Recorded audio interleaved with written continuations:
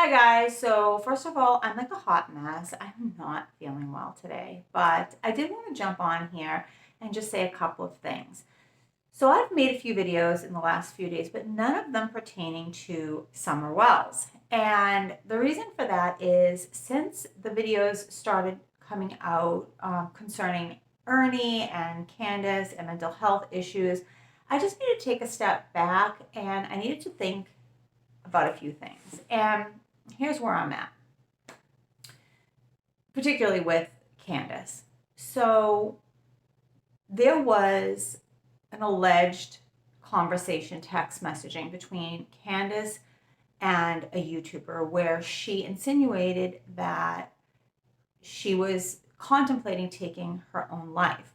And then some people came forward and said that they did not believe that it was Candus and it may have been a hoax perpetrated by a YouTuber. Now, I'm going to say I would really hope to God that none of my counterparts in the true crime community or speculation channels would ever do such a thing. But we don't know right now what the truth of that situation was.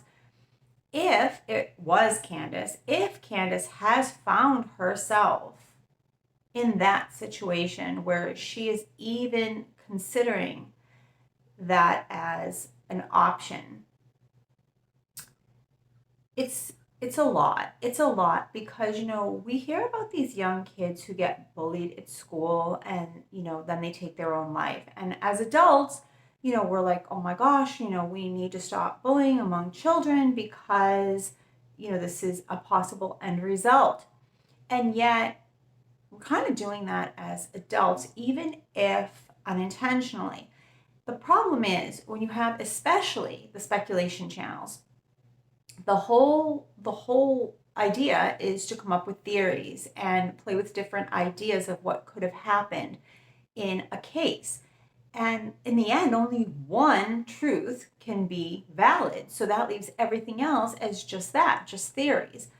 But in the mix of all that is real human beings who may be internalizing a lot of what is being said. And I've had to go back and I've had to look at some of my videos and really think about if I have crossed any lines. And, I have. I don't think nearly as bad as some other channels have. Not that that puts me up on some kind of pedestal because I definitely have been guilty of saying some pretty terrible things. And we don't really know whether or not Candace is guilty. And even if she is, does that give us the right? I don't know. You know, do I think she was a good mother? No. But has anybody made me the judge and jury for that? But do I want to give up my channel, which is partly true crime and partly speculation in terms of what I do on here? No, I don't. Are people right to bash YouTubers for what they do? I don't know. Maybe it depends on how far these channels are going. I don't know. I don't know. A lot of people say, "Oh my gosh, they're just in it for the money." Well, duh. You know what I mean? Like, I don't make money off the channel yet. Ultimately, hopefully I will. Obviously, that's my end goal, just like anybody else's. Doesn't mean I don't care about the cases. Doesn't mean that, I haven't cried over many cases, become very emotionally involved in them. So, a little background about me, in case you care, you probably don't. So, I went to college and I was in criminal justice, and I actually wanted to be a forensic psychologist. And I didn't because I had very young children and life just took me in a different direction. And I was always into true crime, probably creepishly young, like 12 years old. I was reading like adult true crime novels, which, makes me now raise an eyebrow at my own mother. But it's always been my passion. It's always been my interest, that and the paranormal. And, I wanted to write books and then I, wanted to do this and I wanted to do that and like whatever. Like I said, life happened and those things didn't happen. And then YouTube came along and YouTube was like this whole new arena for people who had a passion for this sort of thing, for anything really, but, to stay on topic, for this in particular, for true crime. You had the option of podcasts, you had the option of going live, you had the option of making videos and talking about cases. And you also had the option, if your channel took off, to actually make at least a part-time job, if not a full-time job out of it, depending on how much your channel grew. So it was like a win-win, right? At the very best case scenario, you could actually make a career out of it. And the worst case scenario, you get to come on and still, talk about cases and have, a place where you could really live out your passion. And you could do it with other people who are like-minded, and it's great. I love it. And sometimes I think it's easy to forget that, there are real people, and unlike journalists out in the real world, you're really not bound by, sounds awful, but you're not bound by the same ethical guidelines, right? Where you probably can't go on Channel 7 if you're a journalist and say some of the things that you can say about people or what you think about people as you can on YouTube.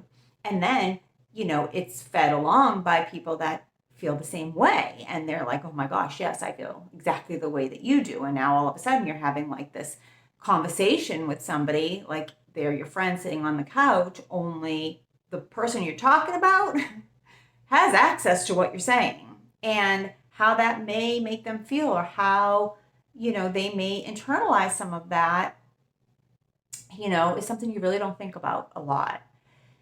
You really don't think about it if the person ends up being completely innocent, and now, you've spent a year or longer, depending on the case, saying horrific things about them. So I don't know. Maybe I'm just like in my feelings. Maybe it's just because I don't feel good. I don't know. But tell me what you think about it. Do you think that YouTubers have gone too far? Do you think that it's justified? Do you think that getting to the bottom of a case is more important than how people feel? Do you think that potentially Candus can be feeling like she's at the end of her rope because she's been carrying around guilt, because YouTubers or the public has just, attacked her so much that it's mentally affecting her? Or do you think it's just her grief over her child/children, because the boys aren't there either? I don't know. I'm putting a lot of thought into it, but here's the reality of the situation. So I have a lot of videos on missing children, and I'm going to tell you, it's really sad, because some of these cases I have really researched and I have a lot of feelings about, and they don't get a lot of views. You say the name Summer Wells, and you just look at the numbers. A Summer Wells video can easily, even on a small channel like mine, get 1,000 to 4,000 views. And then I can do a case just as involved, with another missing child, and I can get like 30 to 700 views. So partly, you are giving people what they want to see. When I'm not talking about Summer Wells, just like most of my viewers, I'm watching other people's videos on Summer Wells. I watch videos on other missing children too, but yes, predominantly, I think it's just natural that, once you're hooked on a case, it's like you just want to see it to the end. You just want, to know everything about that case until it comes to an end. For me last year, that was the West boys. I was like a nut every single day, just like watching YouTube and, reading about it and obsessing over it, until we got to the point that there was at least a semi-resolution. It's not completely resolved. People are in custody, but their bodies have not been found. But, just like you, I did the same thing with that case. It predominated every moment of the time that I was on YouTube. And Summer Wells is now the case that's doing that. So, yes, people are making money off of Summer Wells, but at the same time, they're making the videos because that's what is trending in this genre. That is what people are coming to YouTube and looking for. I can spend my time making these other videos, and I do, but if nobody's watching them, like, ultimately, yes, you're going to go back to the one that people are watching. Otherwise, why would you even be on here? You know what I mean? Like, I'm not going to talk to myself. I do talk to myself a lot. So tell me what you think. Tell me what you think about the Candus situation. Do you believe that those text messages were true? Do you believe that it was a hoax? Do you believe that YouTubers, myself included, have any guilt in that, if it's true, if she's been pushed to that point? Or do you think it's her own demons, or just her own sorrow that may be bringing her to that point?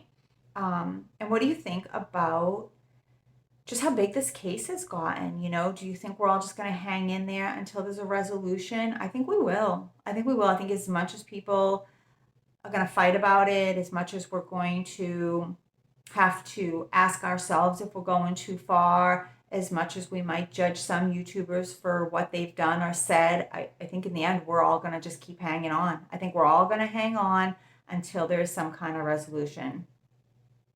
So even though I may be doing some soul searching on some things that I may have said or done, not sure it's not going to happen again, because I'm going to hang in there with you guys. I think we're all in it. We're all in it until the bitter end, which is hopefully soon. And then there'll be another case, and we'll probably do it all over again. So that's it. Just jumping on to give my 2 cents. Let me know what you think. Okay? Bye.